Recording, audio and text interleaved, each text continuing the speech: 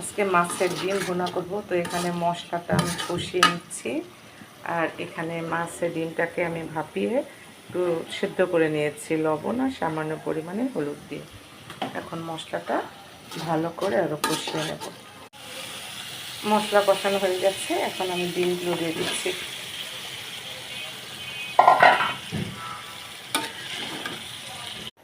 তো হয়ে গেল আমার রুই মাছের ডিম রান্না।